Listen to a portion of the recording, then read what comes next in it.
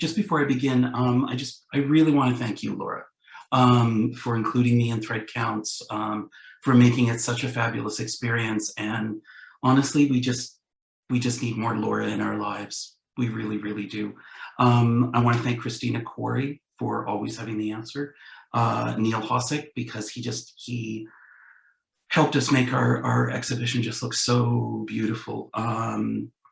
Alexia and Zainab, I mean, you're just, all of it, it's just, both of you. You're nothing short of breathtaking, honestly. So just thank you for letting me come play. I want to thank my partner Grant for his support, his patience, and just being the best performance partner that anyone could wish for. The funders, thank you, Canada Council, Ontario Arts Council, and City of Ottawa. And thanks to everybody who zoomed in tonight. It's so nice that folks are here. And now I'll get started. Title of my talk this evening is Whole Cloth is Not the Whole Story. Every culture has its own tradition of recycling textiles. These traditions are often born out of necessity and demonstrate the frugality, ingenuity, and the creativity of the people who practice them. Tonight, I'm going to talk a little bit about the research that I've done and some of the traditions from Prince Edward Island and Japan that have informed my project Whole Cloth, pieces of which are included in the Thread Counts exhibition. Now, before I begin, I should define a couple of terms that you're going to hear a lot over the next few minutes. The warp refers to the threads that sit on the loom vertically. So when you look at a loom and there, it's all set up with threads, that's called the warp. And the weft refers to the threads that weave through the warp. And so those combined, you have a piece of weaving or a piece of cloth. Catalone is the Acadian tradition of rag weaving. Usually woven on a cotton warp, pieces of fabric are torn or cut into long, thin strips and then woven to make household items like rugs and coverlets. This ball of cotton rag from the 19th century is in the collection of the PEI Museums and Heritage Foundation. The cloth is cut to a 1/2 inch wide strip from what I believe is ticking, the cloth used to cover mattresses.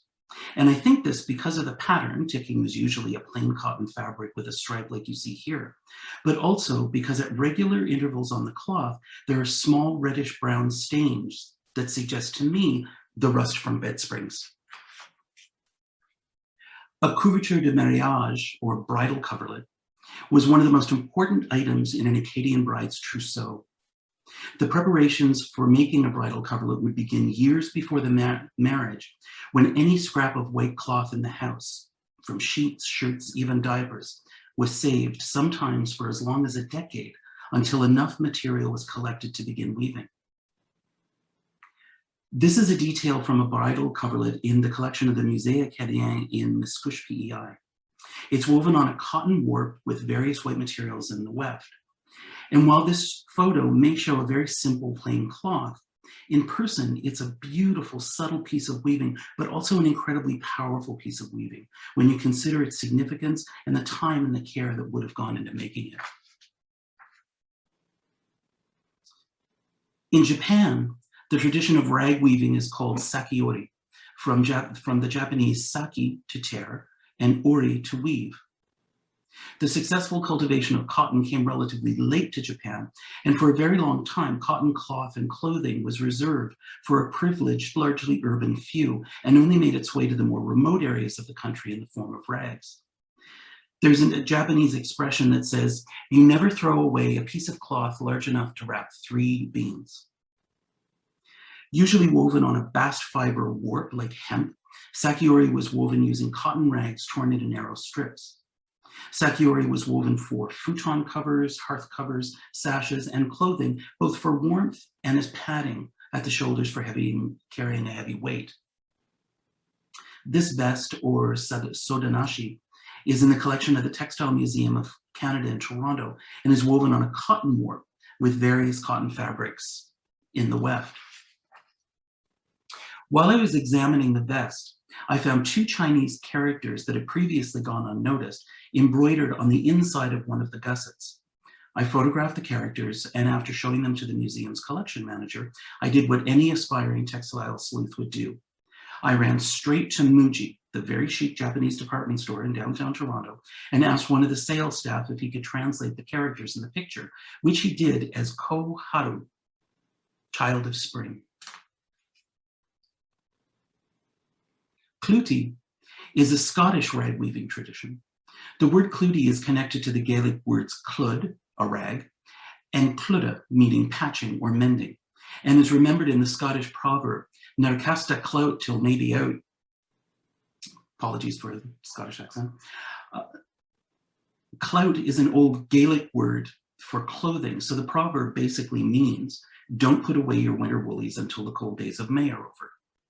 But it could also refer to the Mayflower or hawthorn, which blooms in late April and early May, so it could mean keep your woolies on till the Mayflower blooms. Zanshiori comes from the Japanese zanshi, meaning leftover, and ori, to weave, and it's usually translated as leftover yarn weaving. Zanshiori is a cloth woven on a new cotton warp with a weft of threads either left over from home weaving or broken threads purchased from commercial weavers. This is a piece of Zanshiori from my own collection, and it dates back to the late 19th, early 20th century. This is a really wonderful example of the random striping that comes from using these leftover yarns. Torjong, or twisted yarn weaving, as beautifully illustrated in this sample woven by Dr. Judith Rigel, is when two threads of contrasting color are twisted around each other and then woven into place. This piece of weaving is in the collection of the PEI Museums and Heritage Foundation and uses no less than 8 different colors of wool yarn in every imaginable combination for this twisted yarn effect. And I think it's a really beautiful testament to the creativity and the fearlessness of this weaver. Whole cloth is a fabric straight from the loom, intact, a blank canvas of possibilities. But what if that fabric is made from a recycled textile? Does it limit the possibilities? Does it retain any vestige of its previous life? Does it resonate in the hand to the touch? Does it remember? Does a cloth made of worn out towels from a gym pulse with the homoeroticism of the men's locker room? This cloth was made using the thread from printed borders of worn out gym towels. The towel borders were unwoven one thread at a time, and the final cloth was woven on a cotton warp with a weft of the towel thread combined with a single thread of the same cotton in the warp. The speckled effect of the printing on the towel thread creates a regular fade in, fade out pattern of the whole length of the cloth. Does a cloth made from the fabrics of discarded mattresses carry with it the weight of the bodies that have slept, dreamt, convalesced, had sex, or even died on? 3 fabrics were used in this cloth. This landscape fabric was collected on September 15, 2009 at 255 Metcalfe Street. This floral fabric was collected on December 21, 2010 at 225 Lisgar Street. Both of these fabrics had been used had been sewn to the mattresses to patch holes and tears. A third black fabric from a box spring was collected on August 9, 2011 at 370 Metcalfe Street. All 3 fabrics were unwoven one thread at a time and tied together. Using the torjong or twisted thread technique, I twisted the threads from the box spring and the floral fabric together as I was weaving the cloth and used the thicker black thread from the landscape fabric on its own to weave the stripe. The mattress fabric used in this cloth was collected on December 8, 2009 at 230 Gloucester Street. The fabric was unwoven one thread at a time, tied together, and then rewoven on a white cotton warp. The mattress fabric for this cloth was collected on July 28, 2009 at 335 Cooper Street. This fabric was also unwoven one thread at a time, tied together and rewoven on a cotton warp of alternating stripes of natural and gold, similar to the original mattress fabric. Does a fabric made from the knotted string of tea bags retain any of the cultural and ritualistic significance, the cultural history, or any of the comfort sought in a cup of tea? Over the last 5 years, I've collected thousands of tea strings. However, this has not been an individual effort, and I would like to take a moment now, and I think some of the folks are actually on the call, to thank some people who've made contributions to this cloth. Andrea, Barb and Dave, Deborah, Elizabeth, Greg and Lorraine, Helen, Jan, Janet, Julie, Karen, Leanne, Michelle and Stefan, Pam, and Rachel. And to anyone I left off this list, I apologize and I thank you.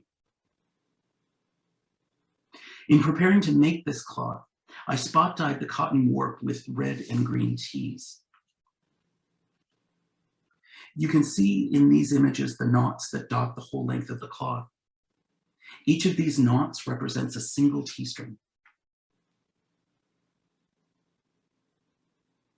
Does a cloth made from discarded fishing nets convey the desperation of industries, communities, and species in collapse? You can cut apart a fishing net in such a way that you create one long continuous knotted thread, with each knot having two little arms or wings.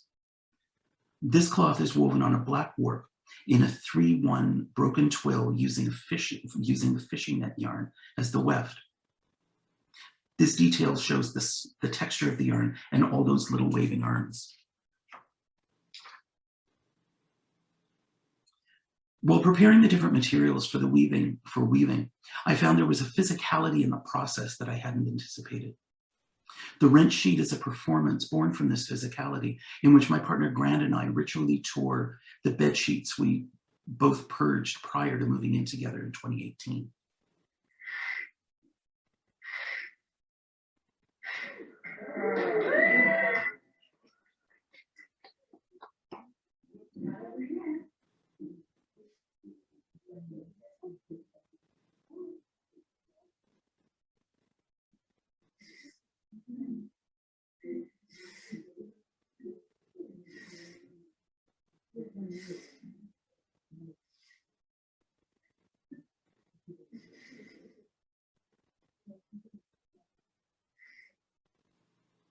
The sheets, once torn into strips, are rolled into balls, becoming tangible artifacts of our hopes, our dreams, our fears, our struggles, our passions.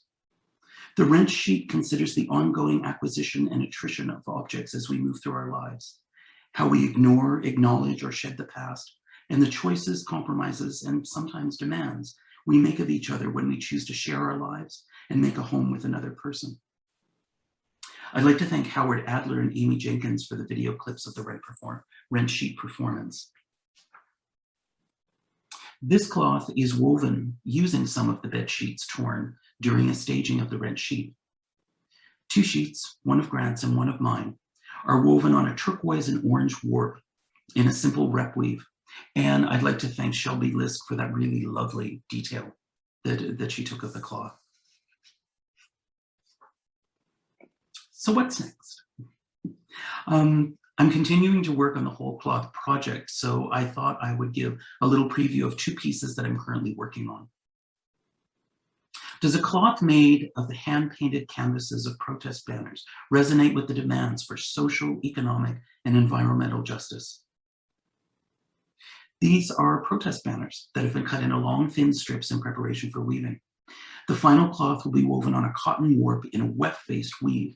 And a weft-faced weave is a weave where the weft shows much, much more, sometimes entirely just the weft, as opposed to the warp. This is an overshot sample using the tape from a cassette as the pattern for the cotton warp. This tape came from Del Bello's 1984 release, Who Man Forsays. And as I said, this is a test for a larger work I'm planning to weave in the next few weeks, using an unabridged recording of the Odyssey by Homer, translated by Robert Fagles and read by Sir Ian McKellen. One of the main characters in the Odyssey is Penelope, Odysseus' wife, who also just happens to be a weaver. Thank you.